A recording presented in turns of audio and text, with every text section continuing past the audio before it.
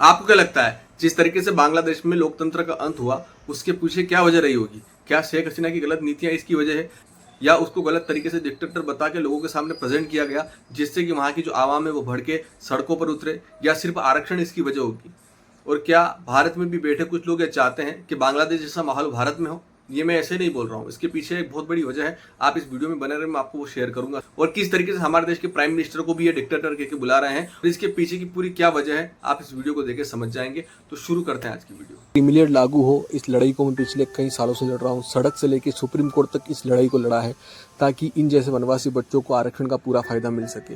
मैं स्वयं इनके बीच में जाता हूँ, शिक्षा और सनातन संस्कृति के प्रति इनको जागरूक करता हूँ। अगर आप भी मेरे इस अभियान में जुड़ना चाहते हैं, अगर साथ देना चाहते हैं, तो ये मेरी जानकारी है, आप मुझसे जुड़ सकते हैं, बात कर सकते हैं और सहयोग कर सकते हैं। देखिए, आप सभी को बताया बांग्लादेश में विद्रोह हुआ था आरक्षण को लेकर।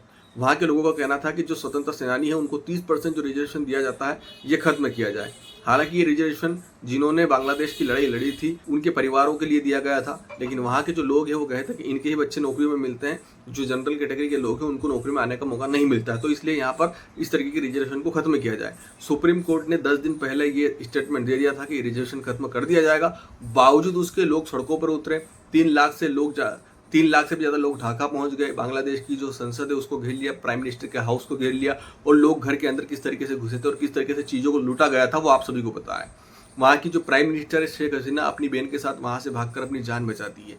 ये बांग्लादेश में डेमोक्रेसी का अंत नहीं है, इसके पीछे एक पूरी सच्चाई आपको जो देखने को मिलेगी अगर आप ध्यान से देखें कि किस तरीके से लोगों को मैनिपुलेट करके, लोगों के साथ गलत जानकारी शेयर करके लोगों को सड़कों पर उतारा जाता है। हालांकि ये चीज़ें भारत में पहले हो चुकी है, लेकिन यहाँ उनके मंसूबे सफल नहीं हुए। लेकिन जब अभी बांग्लादेश में ये चीज़ सफल हो गई तो उसके बाद लोग एग्जाम्पल दे रहे हैं कि जिस तरीके से बांग्लादेश में हुआ इंडिया में ना हो, तो इंडिया के जो डिक्टेटर हैं वो थोड़े समझ जाए, इंडिया के जो प्राइम मिनिस्टर है वो थोड़े समझ जाए। ये लोग जो कहने वाले हैं ये सब भारत के ही हैं, लेकिन किस तरीके से भारत की बर्बादी चाह रहे हैं आप खुद सोचिए। और अभी एक पैटर्न के तहत सोशल मीडिया पर कुछ हैंडल्स ऐसे हैं जो गलत जानकारी शेयर कर रहे हैं, व्यंग के रूप में चीज़ों को शेयर कर रहे हैं और कह रहे हैं कि देखिए हमारे देश में महंगाई कितनी बढ़ गई है, देखिए हमारे देश का डिक्टेटर कुछ नहीं कर रहा, देखिए हमारे देश में ये हो रहा है, हमारे देश में वो हो रहा है। और एक पैटर्न के तहत सेम कॉपी पेस्ट ट्वीट किए जा रहे हैं। आप इस ट्वीट को देखिए किस तरीके से मोहतरमा कह रही है कि मेरे को मुंबई से कोलकाता की जर्नी करनी थी, मैंने फ्लाइट में ये जर्नी की तो मेरी लगभग 9,000-10,000 की टिकट हुई। उसके अलावा मैंने 490 रुपये के 2 समोसे लिए, चाय ली, पानी लिया,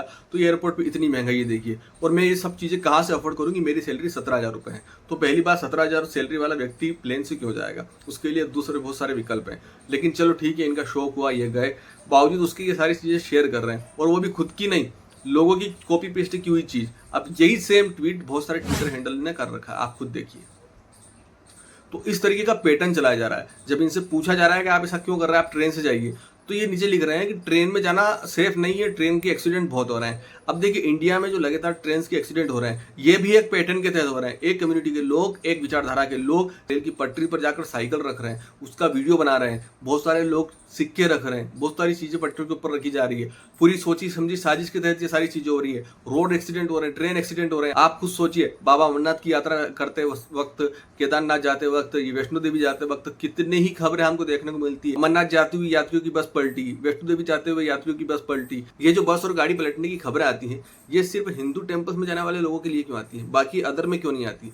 आप पूरी चीज को ध्यान से विश्लेषण करिए और खुद समझिए। हमारे देश में पिछले कई सालों से एक सोच के साथ लोग काम कर रहे हैं। क्यों? क्योंकि वो एक जैसी सोच सब जगह तक पहुंचती है और उस सोच के ऊपर लोग काम करते हैं। तो जिस तरीके से हमारे देश के प्राइम मिनिस्टर की जो अभी छवि बनाई जा रही है वो इस तरीके से बनाई जा रही है कि जिससे लोगों के अंदर विद्रोह पैदा हो, तो लोगों को गलत तरीके से गलत जानकारी देकर उनको उकसाया जा रहा है ताकि लोग सड़कों पर उतरे। और ये एक सोची समझी साजिश के तहत हो रहा है। अभी पहले आपको उकसाया जाएगा, आपके अंदर गुस्सा भरा जाएगा और फिर जब मौका मिलेगा तो ये लोग आपके गुस्से का पूरा फायदा लेंगे और जो देश की डेमोक्रेसी है उसको खत्म करने के लिए अपना सब कुछ झोंक देंगे। आप देखिए किस तरीके से हमारे देश के जो कारपोरेट है उसको खत्म करने के लिए, उसकी छवि खराब करने के लिए एक विदेशी जांच एजेंसी का सहारा लिया जाता है। उसकी एक रिपोर्ट आती है, उस रिपोर्ट को फिर भारत के जो विपक्ष के नेता है और इन जैसे ट्विटर हैंडल जो है वो लोगों के साथ शेयर करते हैं, गलत कैप्शंस लिखते हैं और गलत कैप्शंस के साथ लोगों को उकसाते हैं कि देखिए मोदी जी सारा पैसा अडानी को दे रहे हैं, अंबानी को दे रहे हैं, इनको दे रहे हैं, उनको दे रहे हैं। आपके मन में सिर्फ और सिर्फ झूठ भरा जा रहा है, आपके मन में सिर्फ नफरत भरी जा रही है, आपके मन में सिर्फ गलत जानकारियां भरी जा रही है और इस तरीके से लोगों की भावनाओं के साथ खेल रहे हैं। ये काफी समय से हो रहा है, लेकिन असलियत में ऐसा नहीं है। आज हमारा देश बाकी हमारे पड़ोसी देशों से कई अच्छा है। आज हमारी जो डेमोक्रेसी है वो कहीं ना कहीं बहुत अच्छी है। आज हमारा देश हर चीज़ में परफेक्ट बनता जा रहा है। आज कहीं ना कहीं हर व्यक्ति हमारा देश में एंड्रॉइड मोबाइल यूज़ कर रहा है, उसके अंदर अपना रिचार्ज करवाए, सारी सुख सुविधाएं हो रही है। आज कहीं से भी कहीं तक कोई आदमी भूखा नहीं सो रहा है, सब सुख सुविधाएं लोगों को मिल रही है। बावजूद उसके हमारे देश में जो विपक्ष के लोग हैं वो कह रहे हैं कि हमारे देश में ये चीज़ हो रही है, वो चीज़ हो रही है। तो ये कहाँ तक सही है? इस तरीके का विपक्ष और इस तरीके की विपक्ष की हरकतें किसी भी लोकतांत्रिक देश के लिए खतरा है। तो विपक्ष के जितने भी नेता हैं वो अपने जो ट्विटर हैंडल वाले लोग हैं, अपनी आईटी सेल है, उसको थोड़ा कंट्रोल करें और इस तरीके के फेक ट्वीट फैलाने से उनको रोकें। नहीं तो कहीं ऐसा ना हो कि सरकार की छवि खराब करने के चक्कर में आपकी पूरी छवि को खराब कर दें। अगर वीडियो अच्छी लगी हो आपको तो शेयर करिएगा। मिलते हैं नेक्स्ट वीडियो में।